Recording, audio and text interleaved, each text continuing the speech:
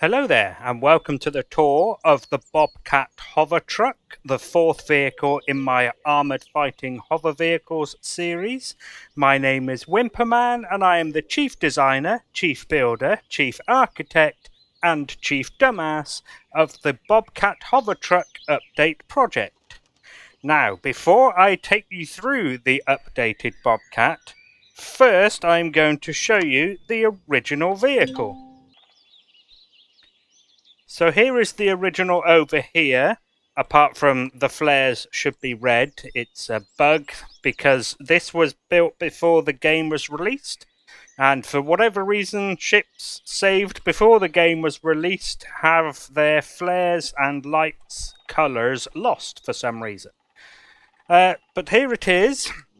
Now, it hasn't changed a lot. It's sort of... Yeah, it's similar. It's not quite the same. So the new one is slightly bigger. It doesn't have the guns on the side or the harvester module on the front. I do believe this is 1 seat less. Yes, it is. 4 people rather than 5.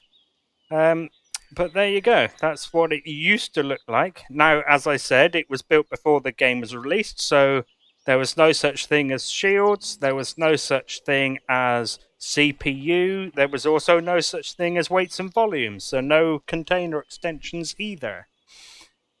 So there we go. Oh, this used to have the original had a plasma turret. I did actually start building it with a plasma turret, but I needed to save some CPU. And this is what it looks like inside. Yeah, as you can see, that was the best we could do with the LCD screens. Right, so now I shall take you through the updated vehicle, starting with its role and its task equipment. So the Bobcat HoverTruck is a armed light logistics transport. Now, to facilitate that task, it has seats for a fire team of 4 soldiers, and it has a space on the back for a cargo container. Now, it comes with one that isn't complete, but I will get to that when we get to the upgrading. So next then, I'm going to talk about its propulsion, handling, and lift capacity. So just give me a second to lift it off the ground so we can see the hover engines. Okay.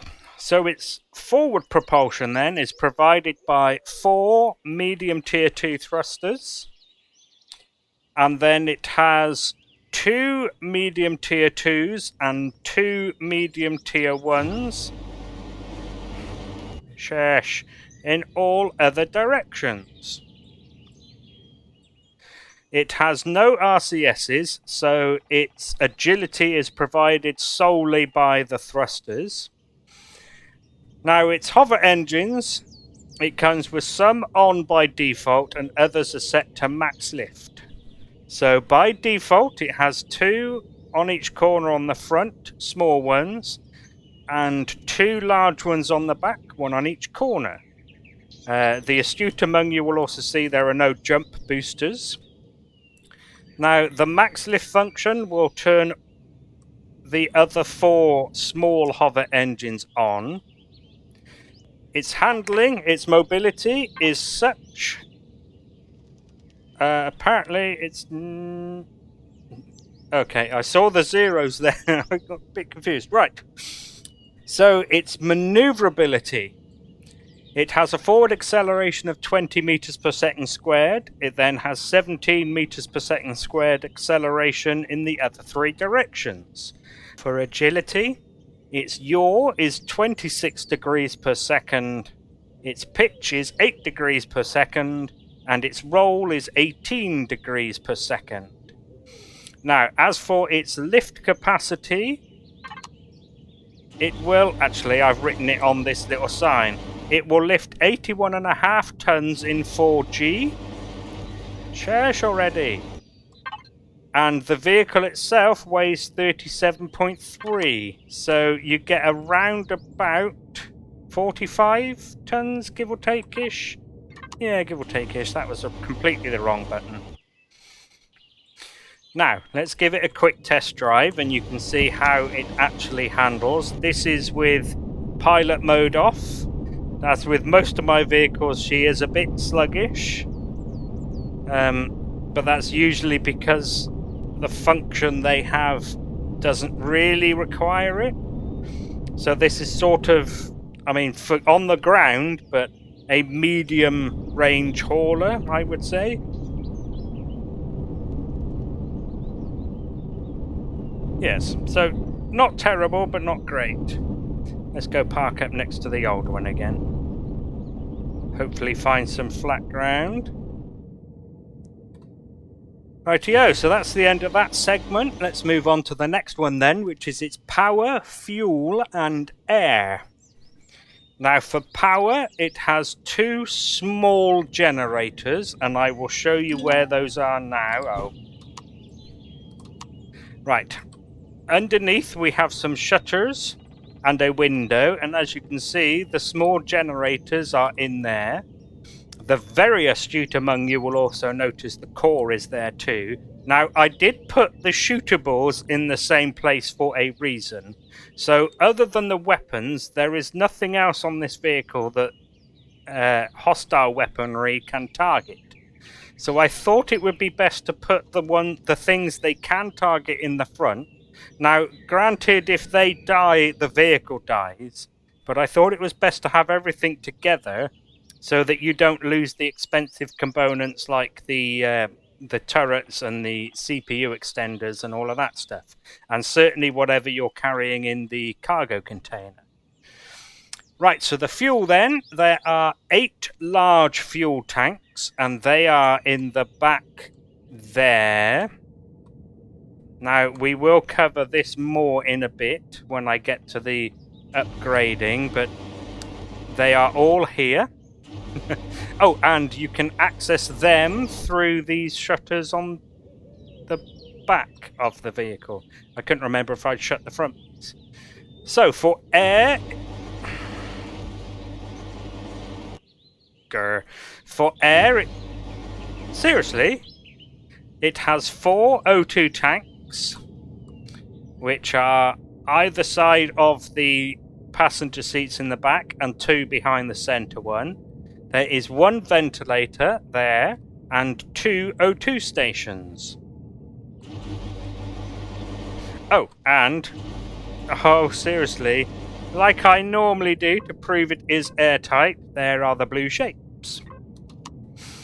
Right, the next segment then is its weapons, defenses, and construction. Well, as you can see, it has 4 of the Gatling turrets. As I mentioned earlier on, I think that one's going to be the best. As I mentioned earlier on, this one used to be on the old one a plasma turret, and I did start to build it with that in mind. Shall I leave the light on? Yeah. But again, I needed to save the CPU, so it went down to a Gatling turret. Now, the Gatling turrets are set to what I consider my ground point defense, which means they will target players and NPC infantry. It'll also target drones and the weaponry of small vessels. It has no fixed guns, even though the original did. I thought truck wasn't really something that should, but, you know, there you go. Its defenses, it has no shields, but it does have some armor. So, as you can tell, no upgrade exists for this bit and this bit. So, most of the front is combat steel to help protect the squidgy bits that I've put all together. Now, there is also a little bit around the turrets. Although not all of them. Yeah, so only if it's protecting the turret. If the turret is on it, it's not carbon. Sheesh already, combat steel. So the rest of it mostly is hardened steel. Now there is some normal steel. This bit along the front is normal steel.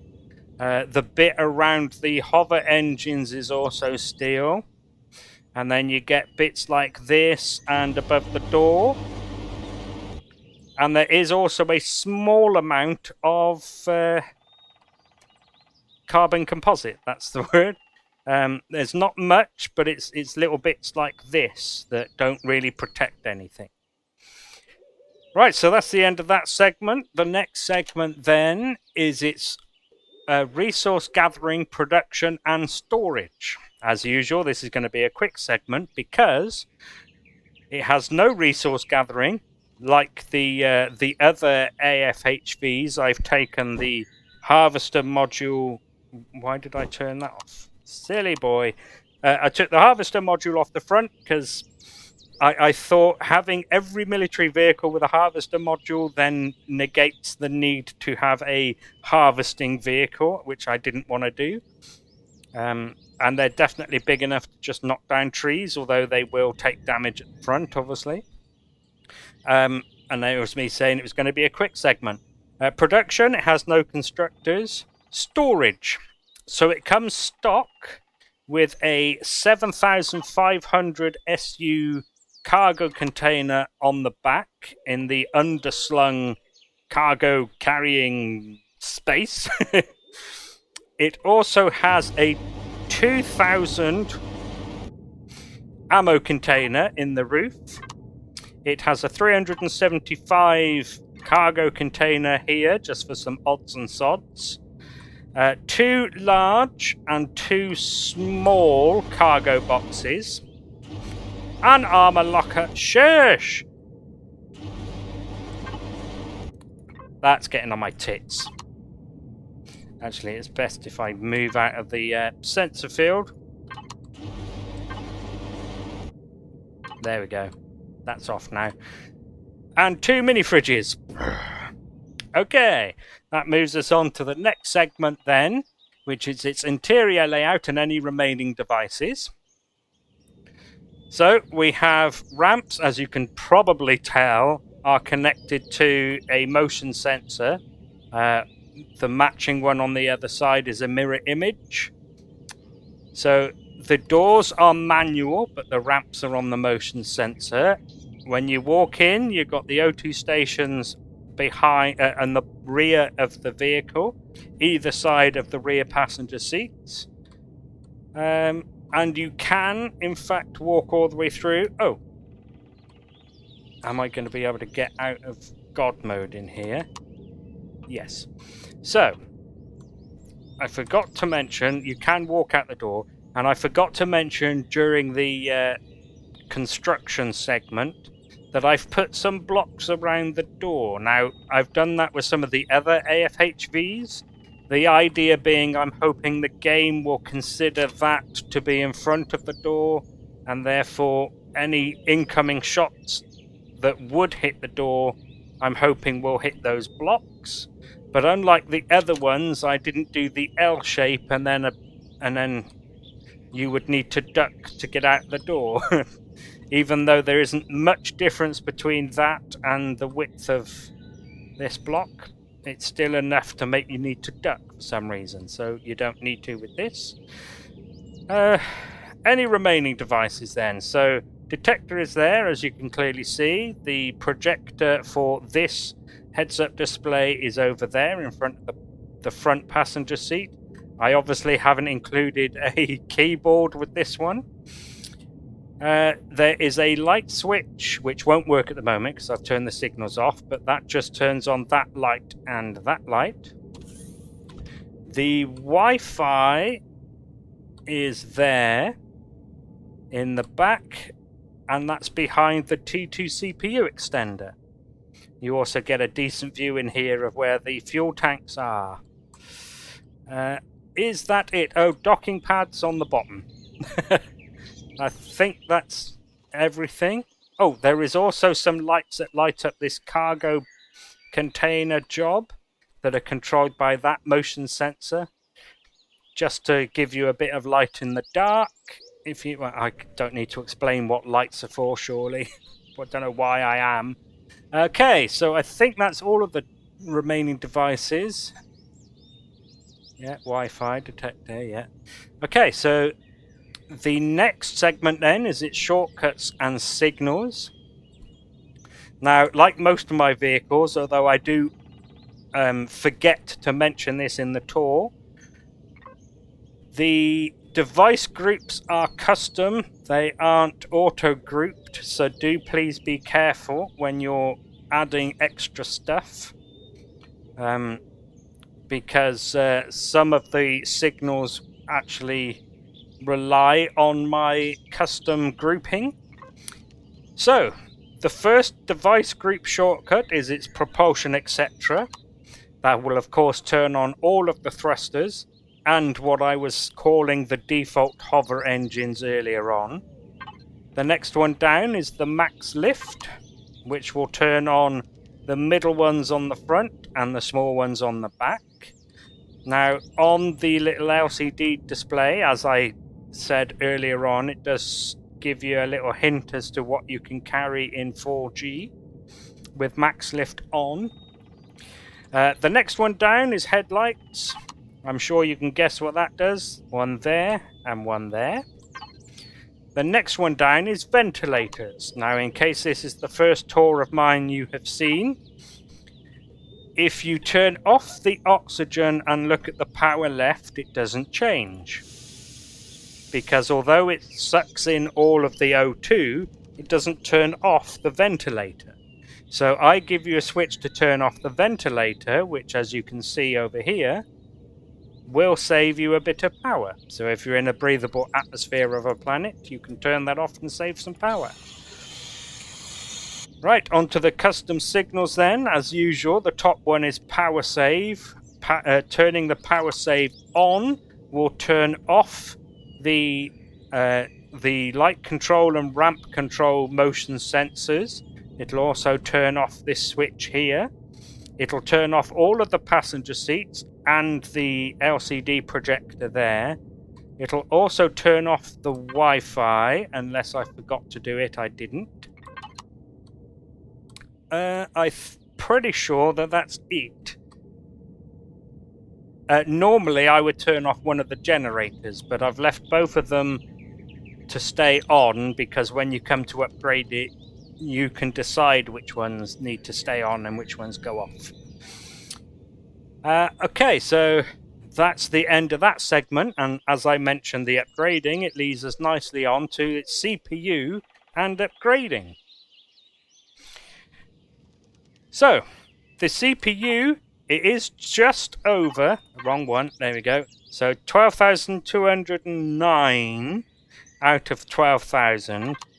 If you'll forgive the hasn't been updated custom avatar jobby yet, we will go and have a look. It is at 97%.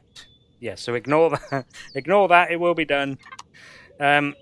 Which isn't too bad. Like I've said in other ones, if it's below 96, I will try to rework, which obviously I have done. That's why it has no hover boosters and it has no plasma turret and stuff. In fact, even the cargo container on the back has shrunk. And I showed you where the CPU, where the core is. It's there. Now, it's upgrading. This does have an upgrade path. Hooray, finally. So, first of all, you would open these two shutters with signals turned on. You would open those two shutters. So the shutters are doubled just to give you extra bit of protection in case of some sneaky Xerax, you know, shooting up at you from the ground. So you have slots there and there, matching on the other side, for tier 3 CPU extensions. They can go in there. These red blocks, you can tear them out. You can put the pentaxid tank there, and the shield generator. Yeah, let's leave it. Oh, and I can't go from behind. Giggity, giggity, giggity, giggity. So, the shield generator can go there. And then, obviously, that's going to need a lot of power because the shield is... I think it's... let's just look and find out. Energy in 3.6 kPu, and then 2 large generators is 3 kpu. So you would need 2 large generators. I've left you slots there and there. So with the 2 smalls, that will give you enough power to charge your shields. Now I have already done it and seen what the CPU is like. It comes to 28,600, including filling this top bit here with more container extensions. And doing that will take this container up to, I think it's 11,250. And that gives you a little bit of extra. It's like 1,400 CPU, maybe RCS perhaps, to help with the extra weight, because that shield isn't light. Let's see, it's 1.6 tons. Right, so there we go. I'm pretty sure that's everything. So thank you very much for taking an interest in the Bobcat HoverTruck. I hope you get some use out of it, and hopefully I will see you in a different video for another build. So thank you again, and goodbye.